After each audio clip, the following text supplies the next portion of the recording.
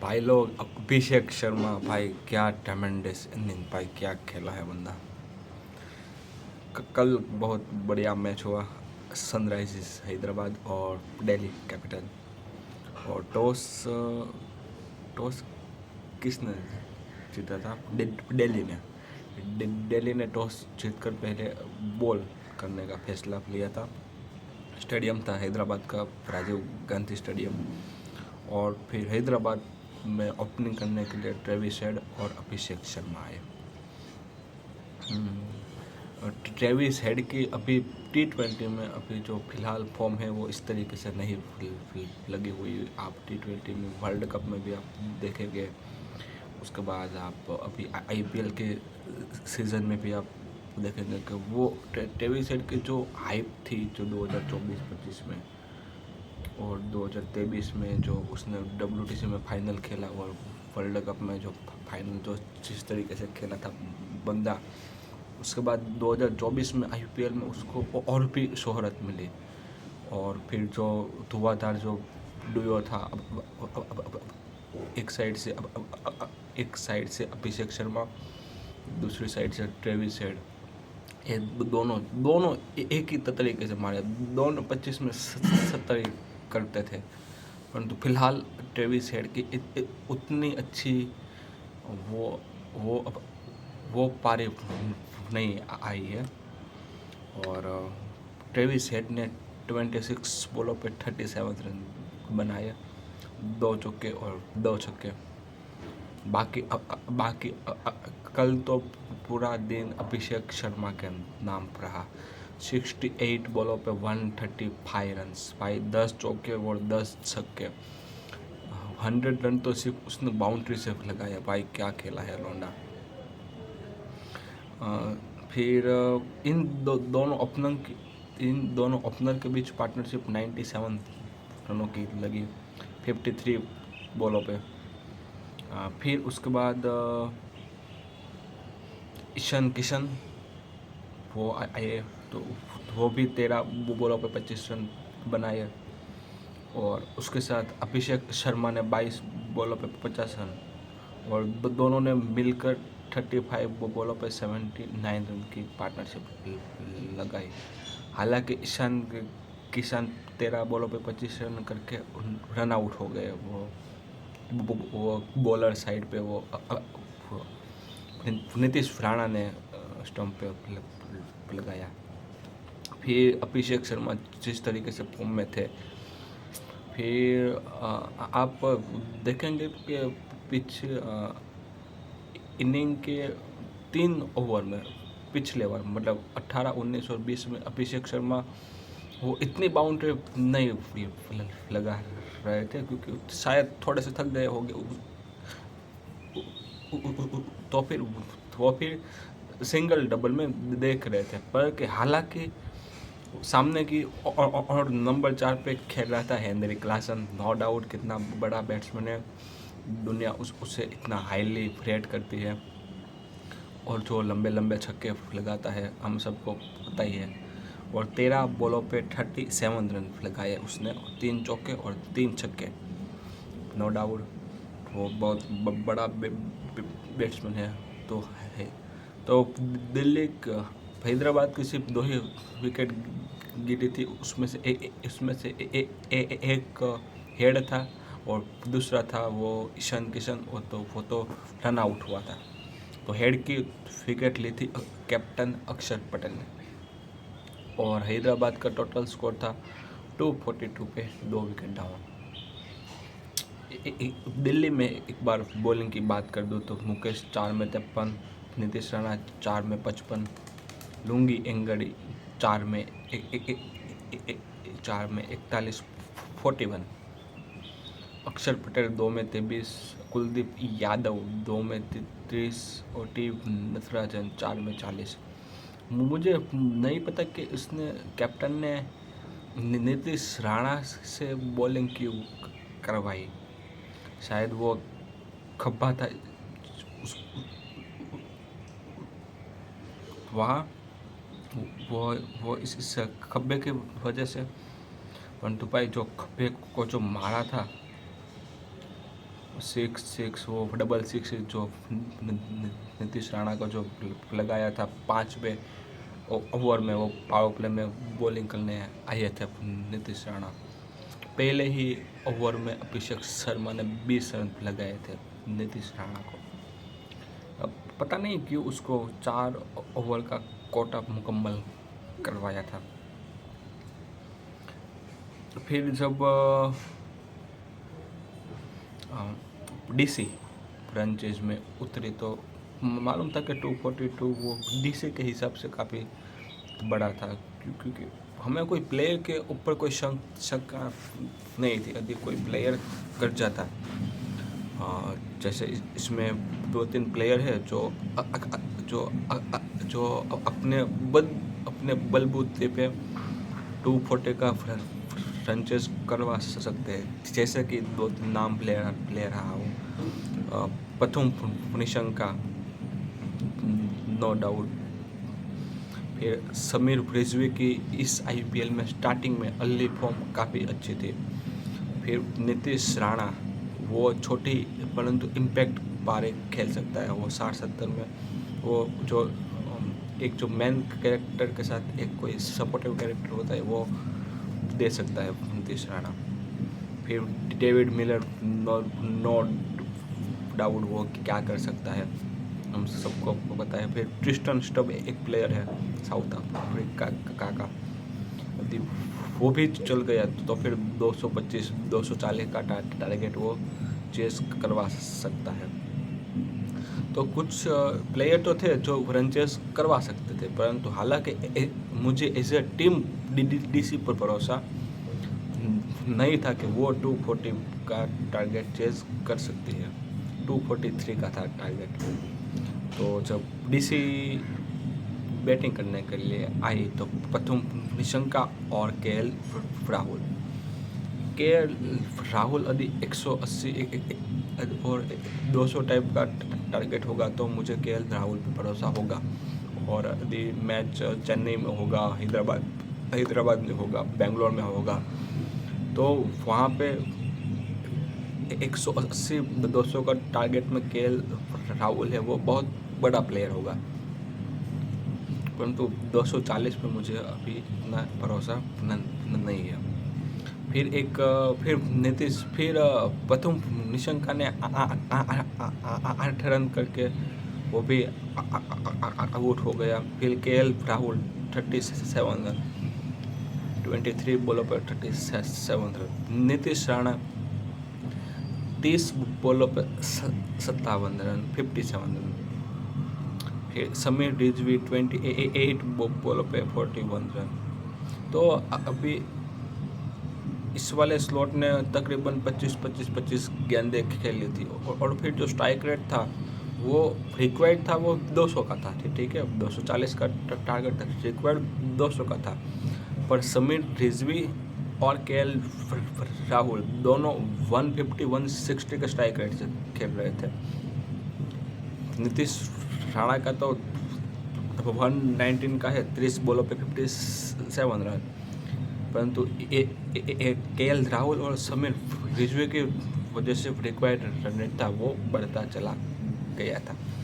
फिर जैसे ही Nitish Rana catch out हो गए, उसके बाद डेविड मिलर को पहले ही बॉल पे डेविड मिलर को बोल्ड कर दिया ईशान मलिंगा। फिर ट्रिस्टन स्टब 16 बॉलों पे 27 रन और आशुतोष शर्मा 10 बॉलों पे 14 रन। फिर कैप्टन अक्षर पटेल, पता नहीं वो इतना लेट क्यों उतरे। ठीक है, लेट क्योंकि बाकी के जो प्लेयर थे वो पावर हिटिंग वाले थे, जिसकी वजह से उसने कैप्टन ने अपने आप को पीछे कर लिया और पावर हिटर को बुलवा लिया। ठीक है, फिर कुलदीप यादव 1 रन, लुंगी एंगेडी 0।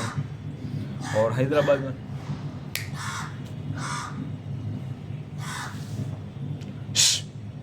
पता नहीं है कौवा कहाँ कर रहा है। फिर हैदराबाद में बॉलिंग की बात कर दूँ तो दिलशान मधुशंका 4 ओवर में 36 run 1 wicket. Nitish Kumar Reddy 4 over में 57 run 0 wicket. Ishan Malinga 4 over में 32 run 4 wicket. Saqib Hussain 4 over में 29 run 1 wicket. Shivang Kumar 2 over में 28 रन 0 विकेट। और हर्ष दुबे 2 ओवर में 12 रन 3 विकेट। ये मुझे पता नहीं चला कि वो नीतीश कुमार से क्यों 4 ओवर का कोटा मुकम्मल करवा रहे हैं। आप हर्ष दुबे अच्छी फॉर्म में था तो उसको कंटिन्यू करा लेते। नहीं ठीक है, चलो हर्ष दुबे को तो 3 विकेट वो तो लास्ट ओवर थी जिसकी वजह से मिली। चलो ठीक है, पर पता नहीं चलता कि वो आप नीतीश कुमार रेड्डी से ज़्यादा आप शिवांग कुमार पर भरोसा कर सकते हैं। और फिर बैटिंग में अभी फॉर्म लगी हुई थी वो शर्मा की, तो फिर आप नीतीश कुमार का 1 ओवर निकाल के आप दे भी सकते थे।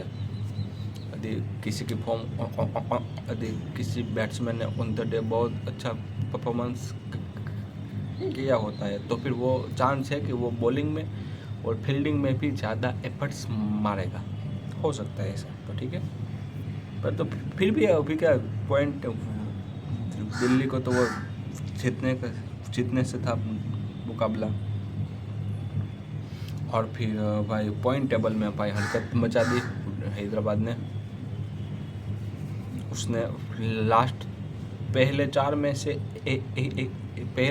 से हैदराबाद एक ही मैच जीती थी और फिर लगातार 3 मैच जीतकर वो 3rd पोजीशन पे आ गई, क्योंकि सबसे टॉप पर है पंजाब 6 में से 5 विन और 1 बारिश की वजह से 11 पॉइंट।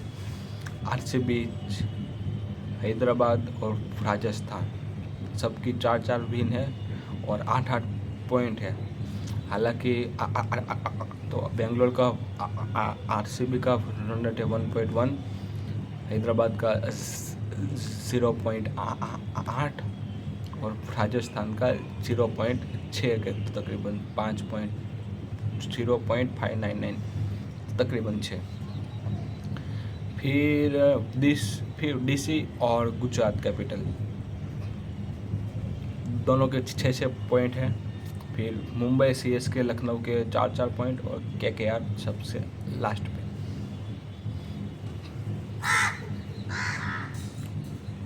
और फिर आज के कुछ मैच देख लेता हूँ। आज है लखनऊ और राजस्थान।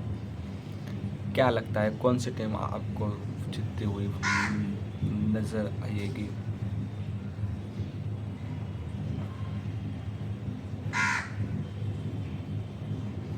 मुझे लगता है कि एक सेकंड में देख लेता हूँ कि कहाँ पे मुकाबला है, कहाँ पे मैच है।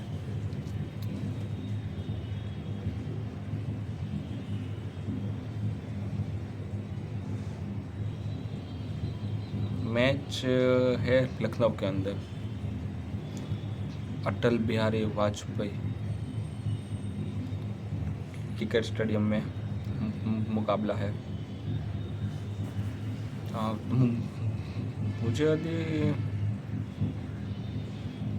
मुझे लखनऊ और राजस्थान के बीच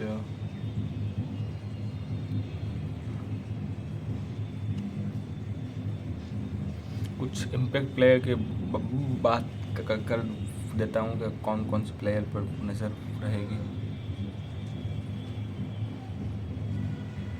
तो पेस और स्पिन बॉलिंग, पेस बॉलिंग और स्पिन बॉलिंग दोनों में 50-50 है रहेगा। तो फिर मैं प्लेयर ऊपर ही आता हूँ। तो लखनऊ में ऋषभ पंत, आयुष मिचेल मार्श और एडम माकरम नो डाउट बहुत बड़े और अच्छे बैट्समैन हैं। फिर आयुष बडोनी लास्ट वाले मैच में अच्छी परफॉर्मेंस की थी आयुष बडोनी, परंतु वो रिक्वायर्ड रन रेट से ज़्यादा अच्छी नहीं थी क्योंकि 250 का टारगेट था पंजाब ने दिया था। तो आयुष बडोनी ने एज अ प्लेयर तो उसने ठीक ठाक स्कोर लगाया था।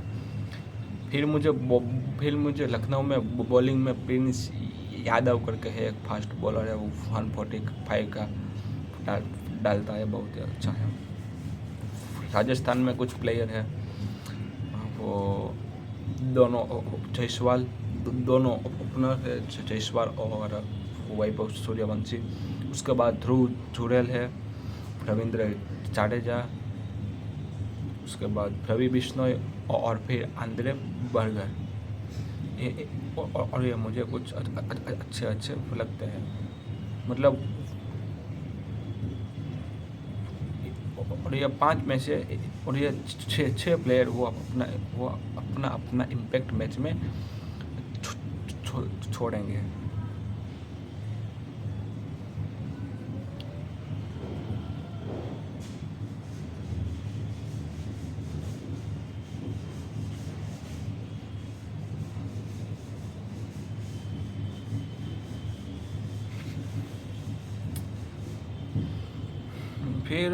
फिर 2-3 नाम है, वो भी अपना इम्पैक्ट छोड़ सकते हैं, जैसे अवेश खान है, मुकेश चौधरी है, राजस्थान में वो चौपर आर्चर है, नो डाउट क्या कर सकता है।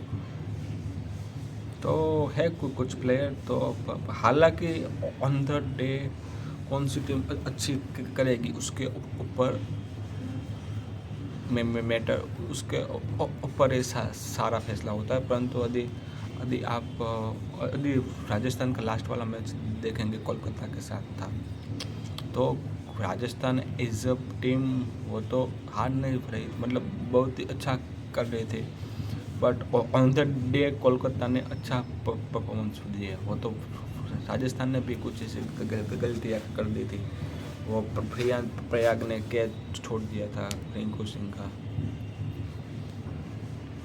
तो मुझे लगता है कि ऑन द पेपर के सॉरी राजस्थान की टीम बेटर है, बट मैं चाहता हूँ कि जीते लखनऊ जीते, क्योंकि थोड़ा जो रोमांच आता है पॉइंट टेबल में उसके हिसाब से। ठीक है, अभी तो अभी गाइस मिलते हैं नेक्स्ट वीडियो में, तब तक के लिए खुदा हाफिज़, गुड बाय, जय श्री कृष्ण, आवजो, टेक केयर, बाय।